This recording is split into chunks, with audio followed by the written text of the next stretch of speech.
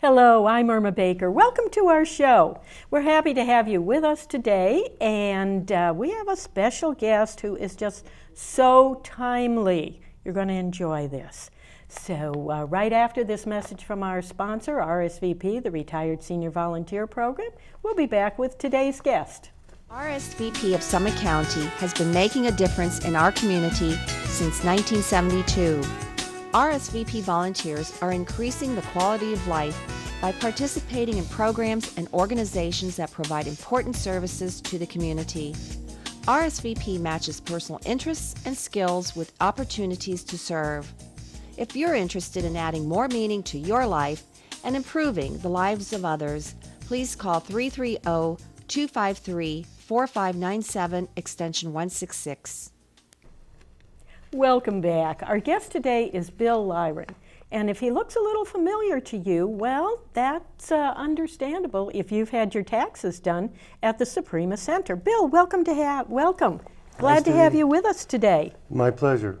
Well, it is tax time, and I know that strikes fear into the hearts of many people. And on the other hand, though, you're here to help. You and quite a few others. But first I want to find out a little bit about your background. How in the world did you get involved in being a tax counselor? Well, Irma, I was the Director of Public Service and City Engineer for the City of Wadsworth for 37 years. And during that tenure, I had little opportunity or time to volunteer. And I could easily say no.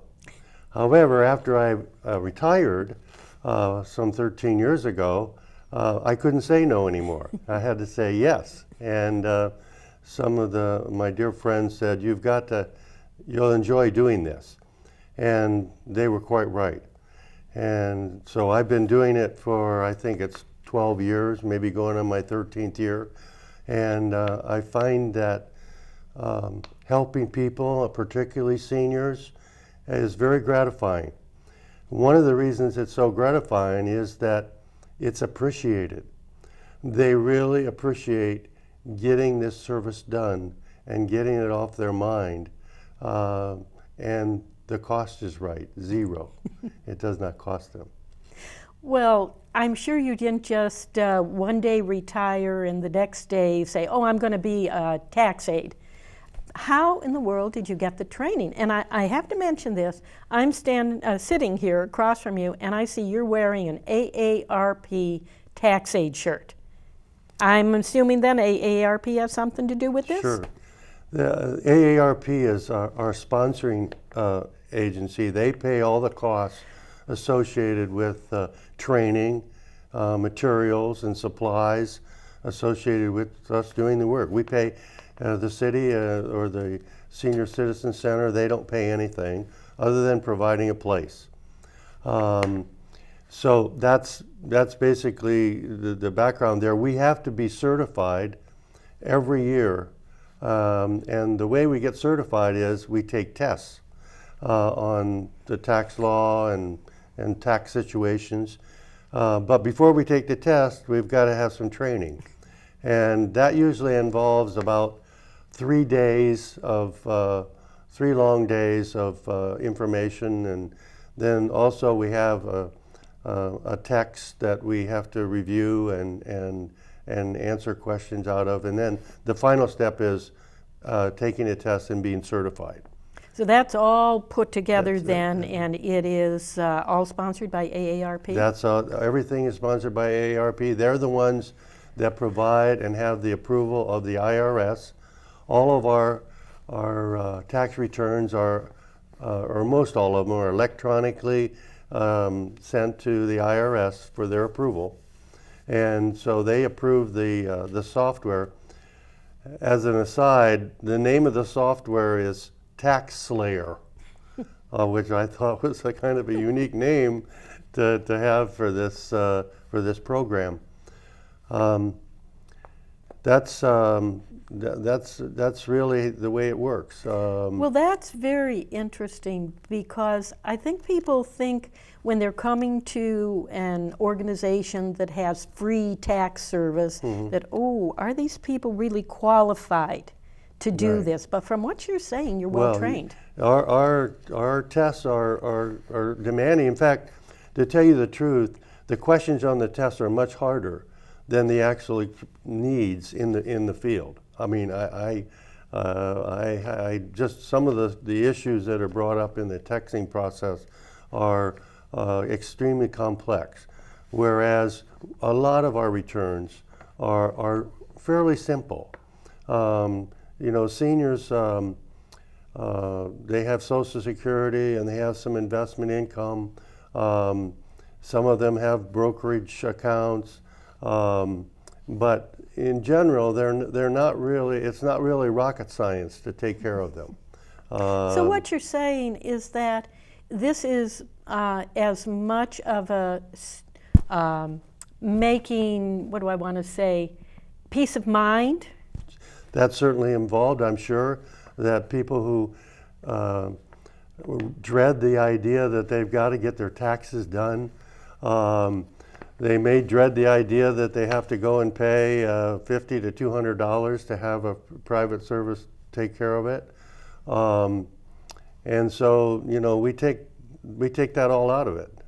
Like I said earlier, the cost is zero, and all you have to do is start the process. In fact, what I have prepared is a couple of slides that would show you the process that we go through to complete a tax return.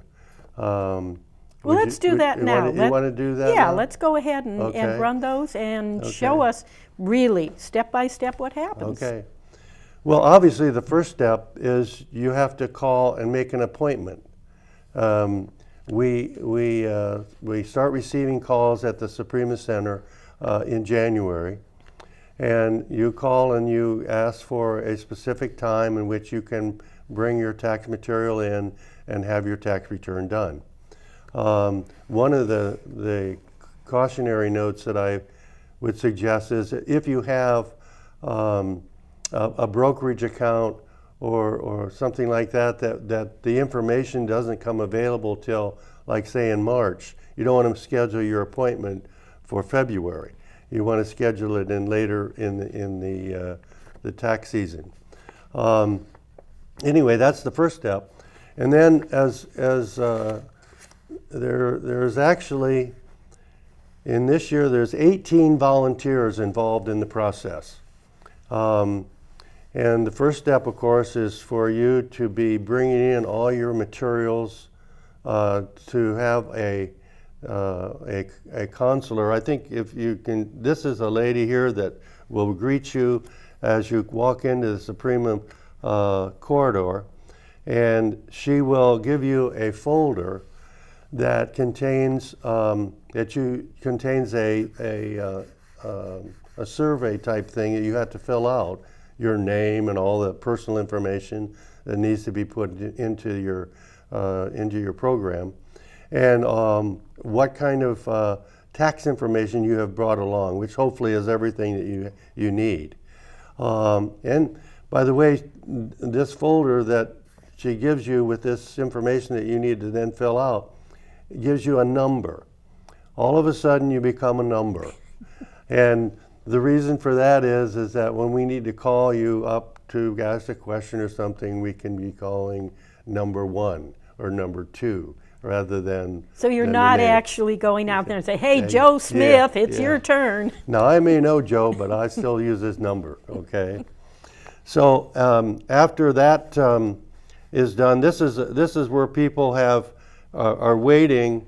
Actually, this slide may be a little out of sequence, but we have 8 cubicles that are set up in the hallway here that are petitioned off, and here is a lady, one of our counselors, is taking information from the taxpayer, making sure that the information is complete. And what she does as a help to the next phase of the operation is she has a little yellow marker and she marks the numbers that are needed in the computer's part of the program. So she takes that all in, and then the next step is to go to the computer room, and the Suprema Center has a very nice facility. Okay, let me stop you there, Bill. Who goes to the computer room? Is it the taxpayer or is it the tax counselor? The taxpayer goes to that long line that you saw sitting in the hallway there. They're done for the moment. The information that they filled out and that's been taken in then goes into a little container there where you see those folders that are standing up. They're in the sequence in which they came into the room, and then these counselors or volunteers are all inputting the information that has been obtained by the intake person. Then the next step is what we call quality review. Somebody has to carefully check all of the numbers and information that has been put into the computer. Actually, the computer spits out a tax return, and that tax return then is carefully reviewed and taking a good look at what's in there. The last step is a consultation with the taxpayer themselves. After that's approved, the person who took the intake, that same person then goes and gets number one and sits down and goes over all the materials that are involved in the return. And the thing that's important here is that the people have to understand that this return is their return. It's their numbers. And so it's important for us to make sure that they understand what is in there and the end result. So far in February, we did 200 returns. And I forgot to mention, when people schedule their time, we schedule every 25 minutes 6 people to come in on the days that we're doing taxes. And so we'll do like 26 to 28 to maybe even as high as 30 sometimes returns in a given day. Last year we did 475 tax returns. By the way, these tax returns are accepted by the IRS when they go in there. And if there's a problem or there's a mistake or they feel there's something missing, they get back to us and we follow up and make those corrections. So the way it's sounding to me is that these numerous steps, first of all, people have to gather all their information, all those statistics, all those figures, whether they're 1099s or if they're still working somewhere, W-2s, or their financial, their Brokerage investment, firms. brokerage information. They have to gather all that together. Mm-hmm. Schedule a time with a counselor here, and that's that number that they call to do that. When they come in, actually, the biggest part of their work is done. That's what it sounds like. That's right. It sounds like then they sit down with a counselor and they provide the information, and from there it's the counselor who's really doing the heavy work. That's right. And then it's come back, and after they've been sitting in that hall for a while, you call them back and they have, they go over it with the counselor. And then when they leave, they don't even have to mail it. They don't have to go to the post office. No, it's all done electronically. All done electronically. They'll get back everything that they came in the door with, plus their return, a copy of their tax return. And by the way, it's both federal and state. So these numbers that I was telling you, there's a state return as well as a federal return.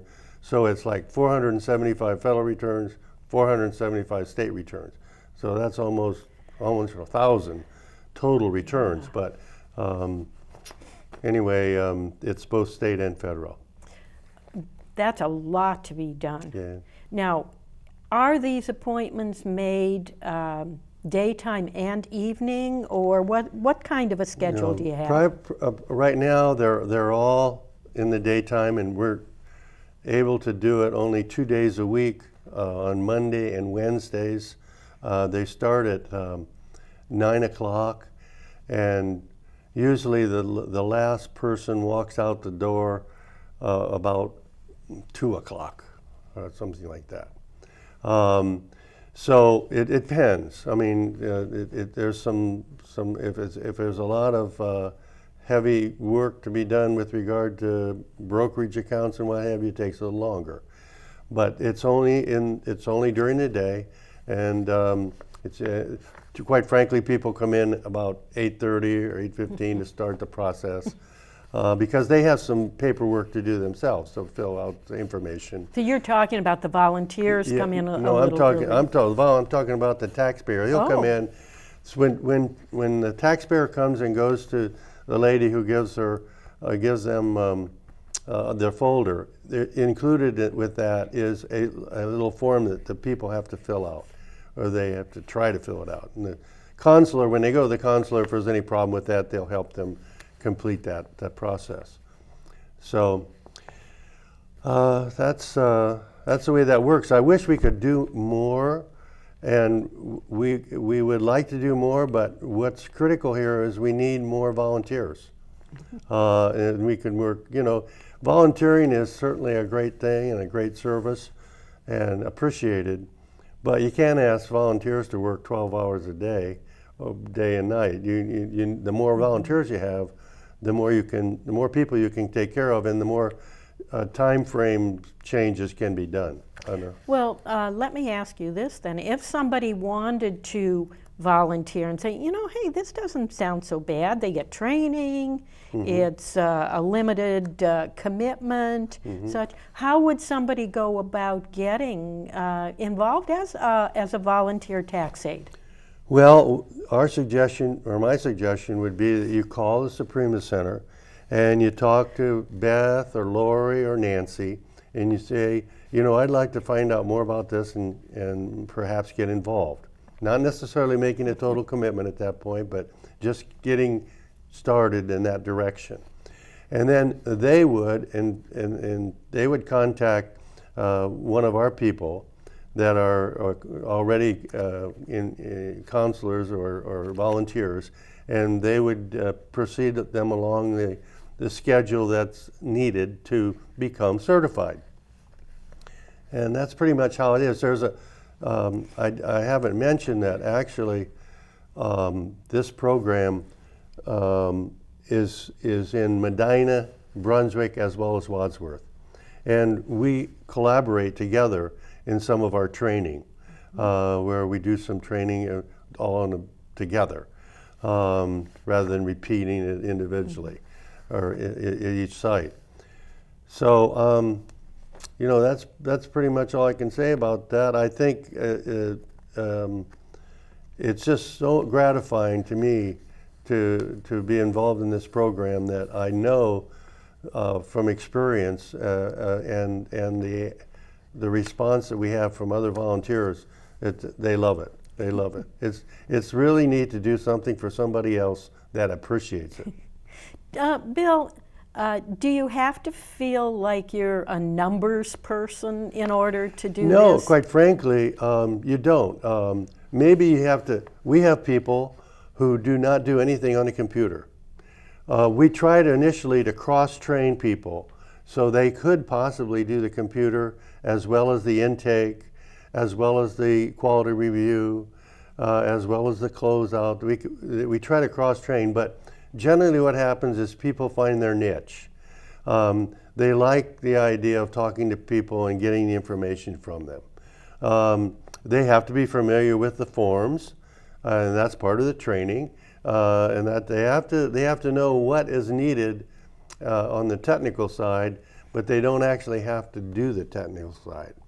And then there's the people who they talk to the computer all day, and they don't mind that, and that's fine. We need those kind of people, and we have. There's as I mentioned earlier in one of the slides, there's about I think 8, maybe 7 computers that are in operation all the time.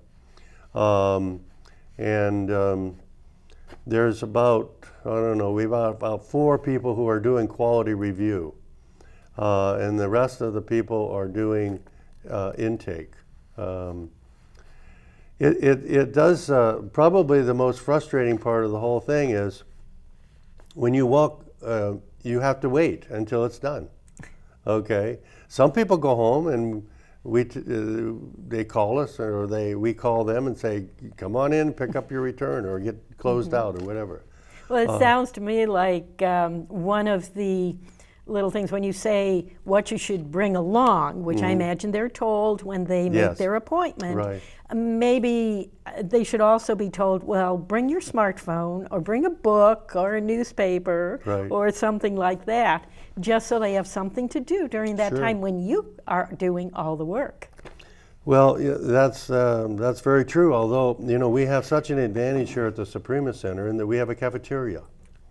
And what many of the people do is they go in there and they have a cup of coffee. They may even have breakfast, depends on what time of their appointment is.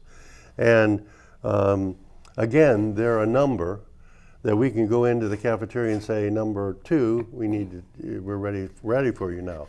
That's another reason why we don't like to have names, because there's people in the cafeteria that are certainly not involved in the tax process. So calling Hey Joe is going, you might get 3 people who come out and it's not the right Joe. A little interesting fact about the clientele is last year 92% of the returns that we did, the people were over 60.